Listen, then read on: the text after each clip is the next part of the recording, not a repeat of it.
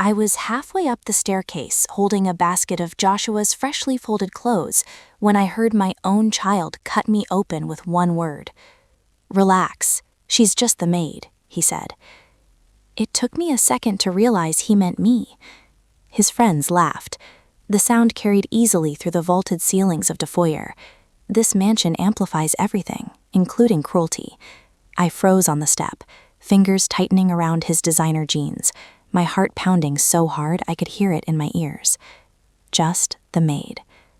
I looked down at myself. Soft house shoes, simple black leggings, my favorite faded Morehouse hoodie, my hair wrapped in a silk scarf while I did laundry before a board meeting. I must have looked like staff to his friends, but that was not what hurt. What hurt was that Joshua chose that word. He did not say my mom. He did not say she is busy. He chose to erase me.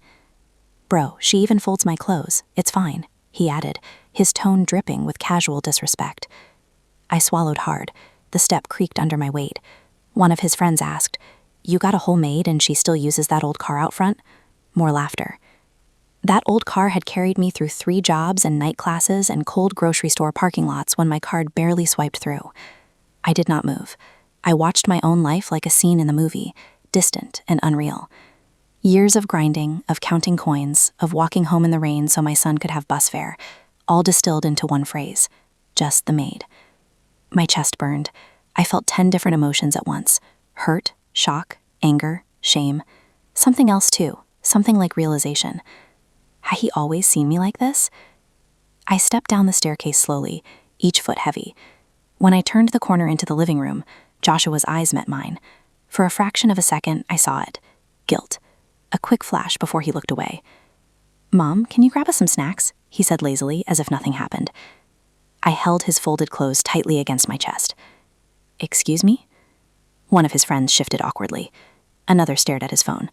Joshua smirked, leaning back on the white leather couch. "We're hungry, you heard me." I tried to keep my voice steady. "I heard you call me the maid." The room went quiet. He rolled his eyes. "Mom, it was a joke. Stop being extra." A joke. The kind of joke that grows inside a person and starts to rot things from within. I put his clothes down on the marble console by the wall. "Is that what you see when you look at me, Joshua? Someone to clean up after you?" He shrugged. "You act like it. This is what, the 3rd load of laundry this week?" The way his friends looked at me, a mixture of discomfort and entitlement, told me everything I needed to know. Somewhere along the way, my son forgot who I was. Somewhere along the way, I let him. A calm, cold clarity settled over me. Something had to change, right now. I turned away from him and began to walk toward the control panel in the hallway. He laughed. "Where are you going now?" "To save my son from the version of himself I helped create," I thought. Out loud, I said, "To remind you whose house this is." The home automation panel glowed in the dim hallway. I stared at it for a second, my reflection floating in the black glass. Tired eyes, lines that had not been there 5 years ago. A woman who fought her way up from nothing, and somehow ended up being called the maid in the house she bought. With one tap, I accessed the security controls. Front gate, garage, patio, all entry points. Lock all. The system gave a soft chime. One by one, I heard the distant clicks. The heavy front door, the sliding patio doors, the smaller service entrance by the kitchen. The sound echoed through the mansion like a verdict. My hands were shaking, but not from fear, from resolve. "Mom?" Joshua's voice carried from the living room.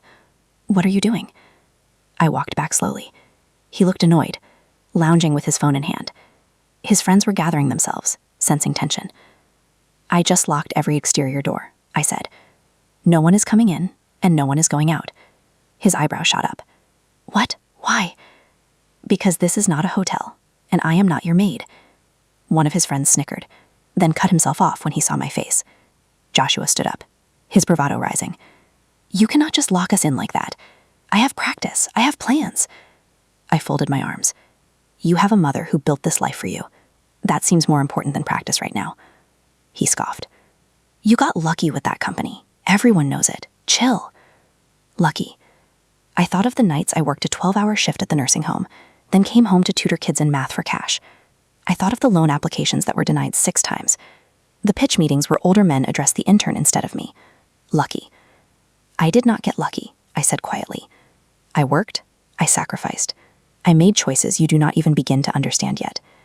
His jaw tightened. So what, now I am a prisoner? I took a step closer.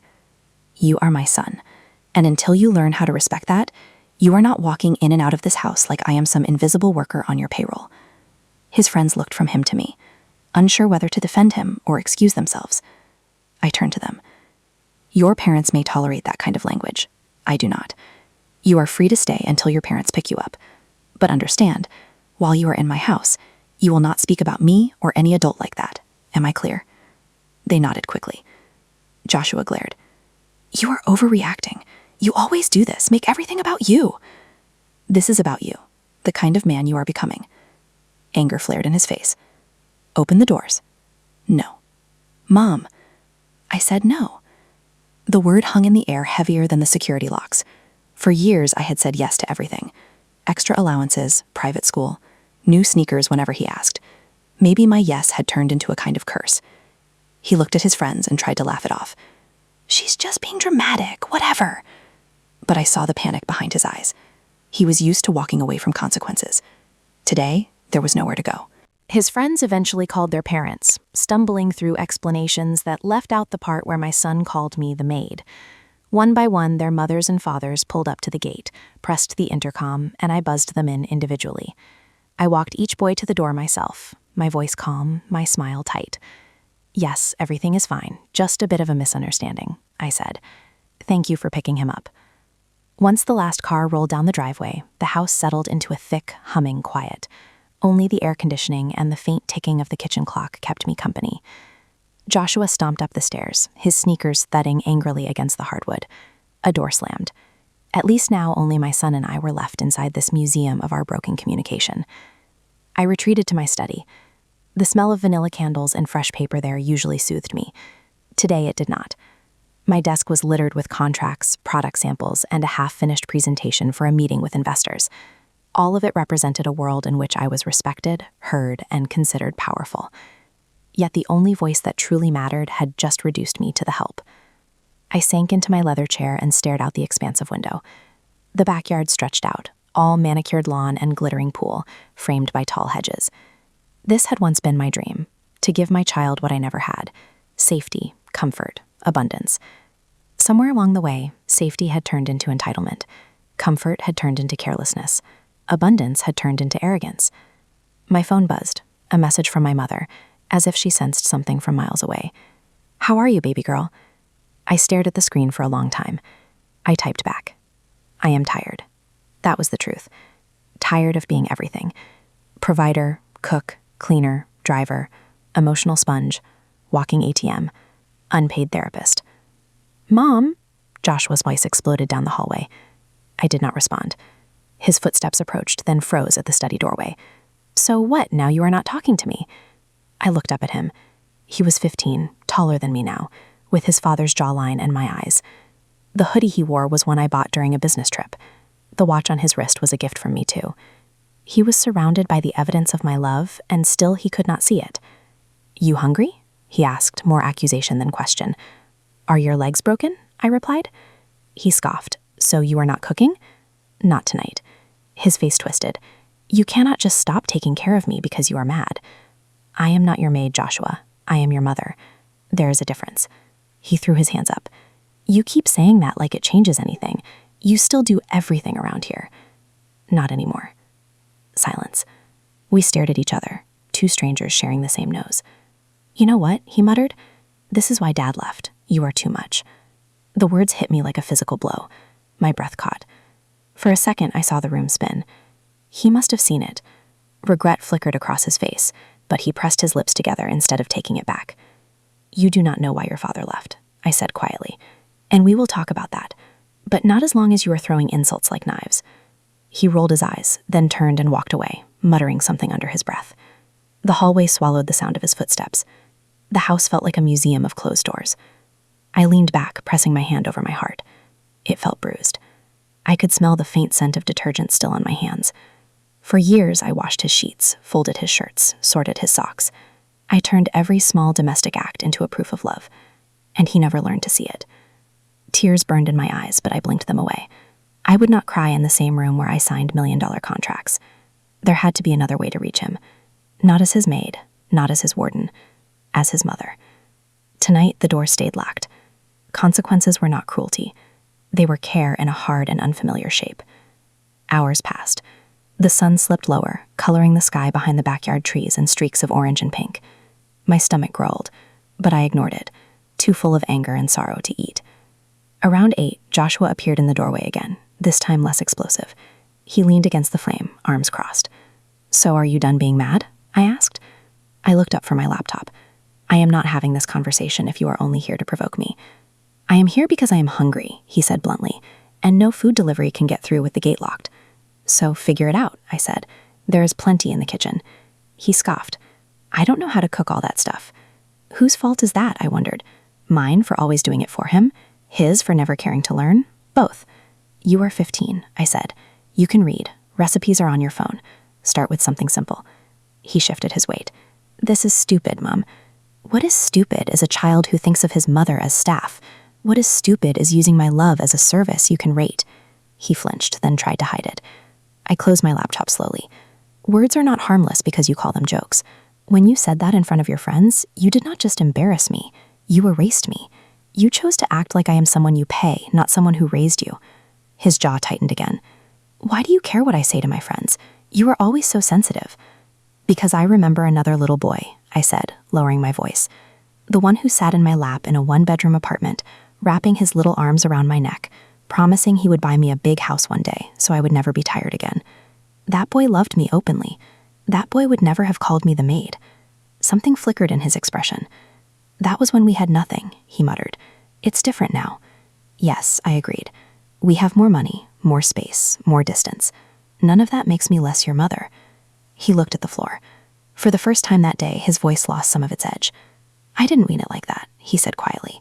"I just didn't want them thinking I'm a mama's boy." "There is nothing wrong with being a boy who respects his mother," I said. "What you should be ashamed of is pretending you are too good for the person who gave you everything." His eyes flicked up to mine, darker and softer than before. His shoulders sagged just a little. "I am not saying sorry if that's what you were fishing for," he said finally, but his voice lacked conviction. "I am not fishing for anything," I replied. "This is your life, your character. I cannot force you to be the kind of man you are not ready to be." He shifted. "Can you at least unlock the doors?" "No." He inhaled sharply. "Why?" "Because we are not done," I said. "You and I have a lot we haven't talked about. You want freedom, I want respect. Until we meet in the middle, this house is going to feel smaller than you like." He stared at me for a long moment, as if deciding whether to explode again or retreat. At last, he shook his head. "This is crazy," he muttered, and walked away. After he left, I finally let the tears fall, quietly into my hands. Not because of the word maid anymore, but because of the boy who said it. My boy, the one I was terrified of losing to this house, this neighborhood, this idea of status that was slowly strangling his heart. Something had cracked in his armor tonight. It was small, but it was a start. By 10, a storm rolled in from the horizon. Thick clouds swallowed the stars I usually love to watch from my bedroom balcony. Thunder growled in the distance, and rain began to lash against the tall windows. Joshua had always hated storms as a little boy. Back then, he would crawl into my bed with his blanket and whisper, "The sky is mad. Can I stay with you until it calms down?" I would kiss his forehead and say, "As long as you need." I wondered if he remembered that. A strong clap of thunder shook the house. A few minutes later, I heard footsteps in the hallway. Soft ones, hesitant. My study door opened slowly. He stood there in sweatpants and a t-shirt, no hoodie this time, his hair a little messy, phone in hand. He did not step inside, like the room was sacred ground. "The Wi-Fi is acting weird," he said. "Is the storm messing it up?" I almost smiled. "It might be. Sit down." He hesitated, then walked in and dropped into the armchair across from my desk. He looked around at my framed degrees, the photos of me at conferences, the newspaper clipping of my first big feature. I saw him really look, maybe for the first time. "How did you even do all this?" he asked suddenly. I leaned back, surprised. "All what?" He gestured vaguely. "This, the company, the mansion, the cars, everything." I studied him. His face was open, curious in a way I had not seen in years. Maybe the storm had shaken something loose. "You really want to know?" I asked. He nodded, eyes flicking back to the article on the wall. So I told him. I told him about growing up in a tiny house with chipped paint and 3 locks on the front door because my grandmother insisted on safety, about watching my mother work herself to the bone as a home health aide, coming home with swollen feet and a smile she forced on for my sake. I told him about having him at 19 and promising him aloud in the hospital bed that his life would be different from mine, about nights when there was more month than money and I chose to skip dinner so he could eat, lying and telling him I had already eaten at work. I watched his expression shift from boredom to surprise to something like shame. "You never told me any of that," he said quietly. "You never asked," I replied, not unkindly. I told him about cleaning offices on weekends with him strapped to my back in a carrier while I wiped down desks and emptied trash cans, about studying business textbooks between loads of laundry in the laundromat, balancing his sippy cup on my knee.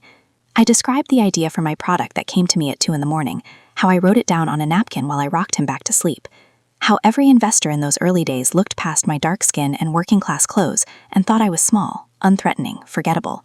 I begged strangers to believe in me, I said. For years they did not. So I invested in myself instead. I used my tax returns, my savings, anything I could. I went without new clothes, I skipped vacations, I missed every party. For years, Joshua, every single thing I did was for us. Thunder rumbled again. He flinched slightly, then tried to hide it. I softened my voice. "You have never known hunger, or fear of eviction, or what it feels like when a school calls and you do not know how you will pay the fee. That was the whole point. I wanted you to be a child, not a partner in my survival." He swallowed hard. "So when I said you were just the maid," that word carried every night I scrubbed other people's floors while you slept, every time I was talked down to or ignored, every time someone treated me like I was not worth seeing. I endured that so you would not have to. Hearing it from you hurt more than from any stranger. His eyes shone in the dim light. He looked away. "I am sorry," he whispered, barely audible. "I didn't think about all that. I just wanted to sound cool." "Cool at whose expense?" I asked. He had no answer. We sat in silence for a while, the storm edging closer, the rain streaking the glass like the sky was crying with us. "Growth starts with honesty," I said quietly. "You cannot take back what you said, but you can decide what kind of person you want to be from here." He nodded, his fingers twisting around his phone. For the first time, he did not argue. Joshua cleared his throat. "Earlier, when I said that thing about Dad," I tensed. The word Dad always did that to me. It opened a door to a room I rarely visited. He continued, "I know you got mad, but it's true, right? He left because of you, because you're intense and always about work. That's what he told me when I was little." Heat rose in my chest. All these years, and I had no idea what stories his father had planted in his mind. "What else did he tell you?" I asked carefully. He hesitated. "He said you didn't know how to relax, that you were always hustling, that you cared about your company more than your family. That's why he couldn't stay." I let the pain wash over me, instead of pushing it away. Memories flickered. Fights about money. His father calling my ambition greedy. The way he looked at my business plans like they were threats instead of dreams. "Your father left because he was uncomfortable with a woman who would not stay small," I said softly. "He liked me better when I was struggling and needed him.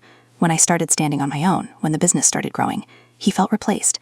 So he left before he had to confront his own insecurity." Joshua blinked. "He said you pushed him away." "I asked him to grow with me," I said. "He chose to walk instead. I never told you that because I didn't want you to hate him. I thought you deserved to love him without my pain coloring it." Joshua's jaw clenched. His voice wavered. "I am sorry," he whispered, barely audible. "I didn't think about all that. I just wanted to sound cool." "Cool at whose expense?" I asked. He had no answer. We sat in silence for a while, the storm edging closer, the rain streaking the glass like the sky was crying with us. "Growth starts with honesty," I said quietly. "You cannot take back what you said, but you can decide what kind of person you want to be from here." He nodded, his fingers twisting around his phone.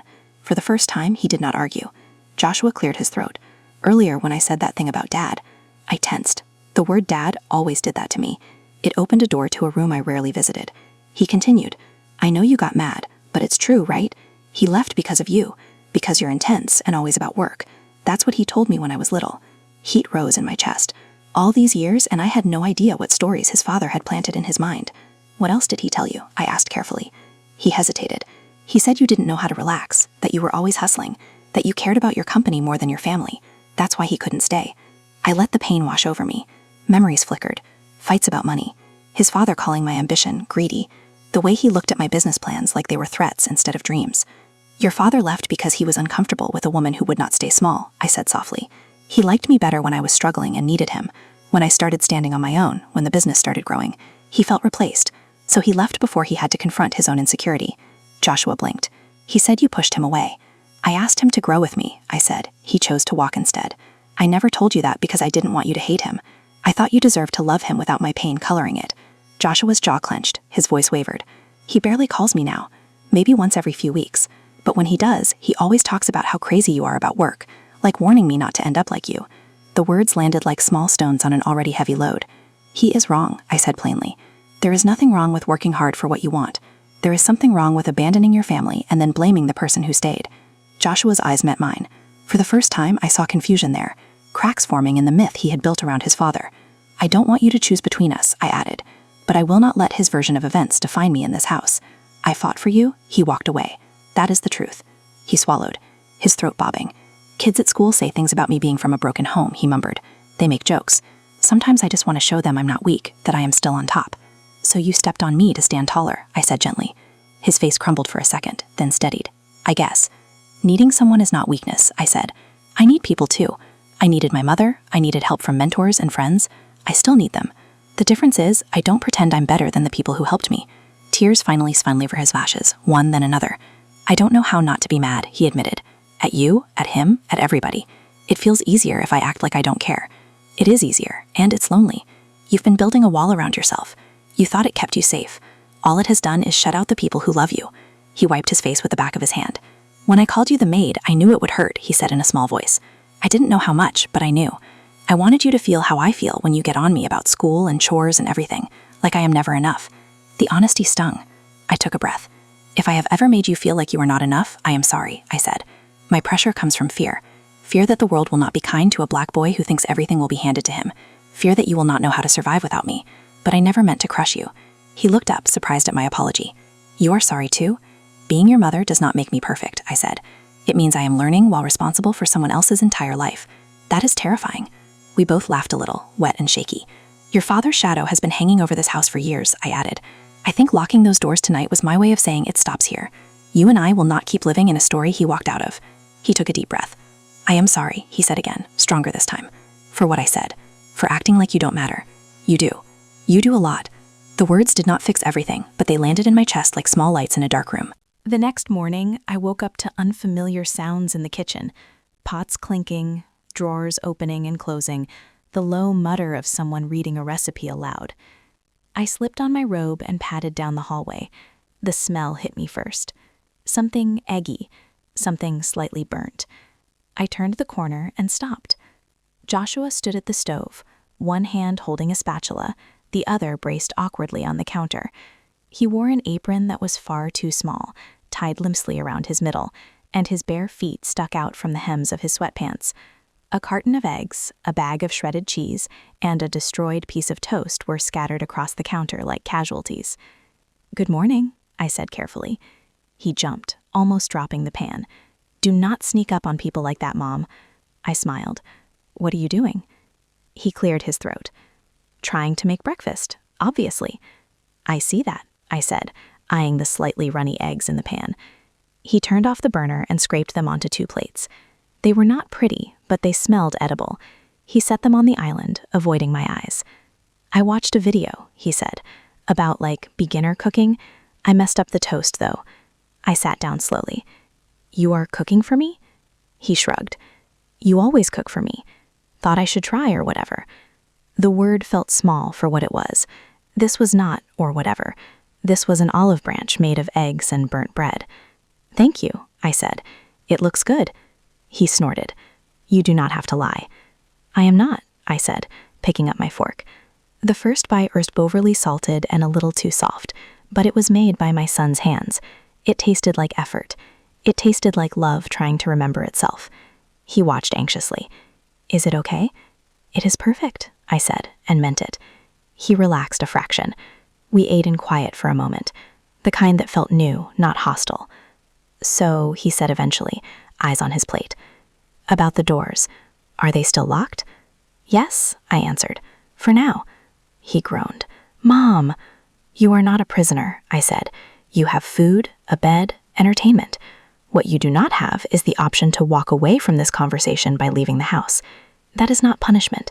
That is focus. He poked at his eggs. I thought about what you said, about me acting like you are staff. And I do act like that, he admitted. Like I don't do anything here. Laundry, dishes, cleaning, it's all you or the cleaning service. I just exist. That is by design, I said. I wanted you to have an easier life than I did. I realize now I overcorrected. I took away your responsibilities and ended up taking away your gratitude too. He winced. That sounds bad. It is not an accusation, I said. It is a realization, for both of us. He glanced up. Can you teach me? How to do stuff, like laundry, cooking, whatever adults are supposed to know. Warmth bloomed in my chest. Of course I can. So we started small. I showed him how to sort colors from whites, how much detergent to pour, how to check pockets before tossing things in the wash. His face creased in concentration like it was a math problem. You really do this every week? He asked. Every week, I said. Sometimes every day when you were younger. That's a lot. Yes. We moved through the house together. I showed him how to wipe down countertops, how to scrub the bathroom sink, how to change his own sheets. At first he grumbled, but slowly something shifted. He stopped seeing tasks as punishment and started seeing them as participation. I said you were just the maid, he said later, while folding one of his t-shirts, but I didn't even know how much you were actually doing. Respect is not just about words, I replied. It's about seeing the work behind the comfort, whether it is a maid, a mother, a teacher, or a stranger in a uniform. You do not have the right to look down on anyone whose labor you benefit from. He nodded, thoughtful. I was trying to impress those guys, he admitted. Like, make it seem like I'm the boss of this house, not some kid who still needs his mom. You will always need your mother in some way, I said. Even grown men do. The difference is whether you admit it with gratitude or hide it behind humiliation. He took a deep breath. I want to be the first kind, he said softly. I believed him. By afternoon, his phone buzzed with messages. His friends wanted to know what happened, whether he was still locked in the fortress, as one of them joked. They sent laughing emojis and memes about strict parents. He showed me one of the texts, eyes searching my face. What are you going to tell them? I asked. He hesitated. I was going to say you are being crazy again. Is that the truth? He looked down. No. So say the truth, I said, even if it makes you less cool in their eyes. That is how character is built. He typed for a long moment, then handed me the phone so I could see. I messed up, he wrote. I disrespected my mom and she called me on it. I am grounded. I deserved it.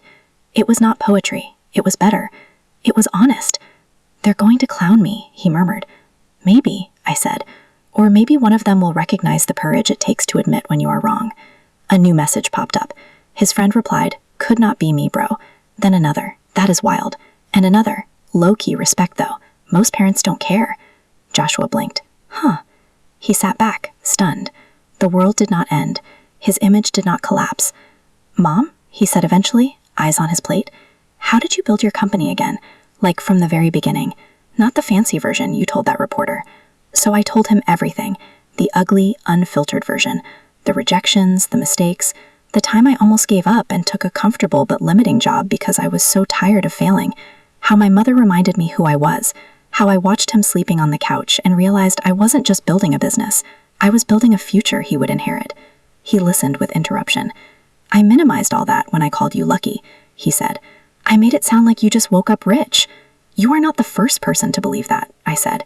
But you are the only one whose opinion truly hurts when it's wrong. I am sorry for that too, he said. Later, he asked for more chores. Not as punishment, but as routine. We wrote them on a whiteboard together.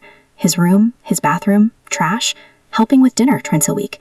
You sure you can handle all that? I teased. He smirked. I built a Minecraft city from scratch. I think I can take out the trash. That night, he determinedly cooked dinner. He burned the chicken at first, watched a video, started over, and finally brought to the table something that resembled a meal. We ate together, talking about little things, school, my upcoming meeting, his basketball practice. When he reached for his phone, he stopped himself, looked at me instead, and asked another question about my work. I did not announce it. I did not make a speech. But later that evening, when I walked by the control panel, I pressed unlock. The system chimed softly. The doors released. The house exhaled. The next morning, Joshua came downstairs, already dressed, sneakers on, backpack at his feet. He glanced at the front door, then at me. The doors are open, he said. Yes, I replied. You can leave. He licked his lips, looked back at the door, then shook his head. I was going to meet the guys at the park before school, but I told them I would come later. Thought maybe we could eat together first. My heart did a small, grateful somersault. I would like that. We sat at the island with cereal and toast, the simple kind of breakfast I used to dream of sharing when I worked overnight shifts. The television was off. His phone lay face down on the counter. "So, I was thinking," he said between bites. "I like math, and the part where you talked about your investors and stuff was kind of interesting. Maybe I could learn about business too. Not like you are company exactly, but how it works." "You want to learn?" I asked. He nodded. "If I ever start something, I want to know what it really takes. I don't want to be the kind of person who thinks everything just appears because someone else did the work." I watched him for a moment. "You already have a head start," I said. "You watched me, even if you did not realize you were watching." His gaze softened. "I want you to be proud of me," he said. "Not just because I get good grades or whatever, because of the kind of person I am." "I am proud of you now," I answered. "Not because you are perfect, because you are trying to be better than you were yesterday. That is all I can ask." He smiled, a real one, the kind that reached his eyes like when he was small. The house felt different somehow, less like a stage set, more like a home that had seen honest tears and hard conversations. On the way to school, he sat in the passenger seat instead of the back. He played me a new song he liked, watching my face to see if I approved. I tried. We laughed when I could not keep up with the lyrics. At drop-off, he paused with his hand on the door handle. "Hey, Mom." "Yes?" "Thanks for yesterday, for not just letting it slide or yelling and then acting like nothing happened, for locking the doors." I raised an eyebrow. "You are thanking me for grounding you?" "I'm thanking you for not giving up on me," he said. "Most people would have just written me off as a spoiled kid. You did not." I felt my throat tighten. "You are my son," I said. "I will fight for you even when I am fighting with you." He nodded, then leaned over and hugged me. Quick, but real. Then he grabbed his backpack and got out. Before he joined his friends, he looked back and waved. Not the casual chin tilt he used to throw from a distance. A real wave, like he wanted me to see him. The mansion loomed behind me when I drove back home, but it seemed less imposing now. Less like a symbol of everything we almost lost, and more like a witness to what we were reclaiming. A week later, on a quiet Sunday afternoon, I was in the backyard, trimming the roses along the fence. The sun was warm on my shoulders. My phone lay on the patio table inside, forgotten for once. I heard the sliding door open. Footsteps approached, then stopped beside me. I glanced up. Joshua stood there, hands in his pockets, looking uncharacteristically nervous. "Got a minute?" he asked. "Always," I said, putting down the shears. He sat on the edge of the patio steps, staring out at the pool. The water shimmered in little waves of light, like it was listening too. "I've been thinking," he said, "about that day, the maid thing." I took a slow breath. "What about it?" "I said sorry," he said, "but it still feels like there's more I haven't said, and I don't want that hanging over us." I waited. He looked at his hands. "When I called you the maid, I knew better. I knew you were the one who built everything around me. The house, the pool, the car, the clothes. I knew. I just didn't want my friends to see how much I still depended on you. So I tried to make you smaller, and that is messed up." Tears pricked my eyes. "Yes," I said softly, "it is." "I was embarrassed," he admitted. "Not of you, of needing you, of being the kid whose mom is always around, always checking in, always pushing.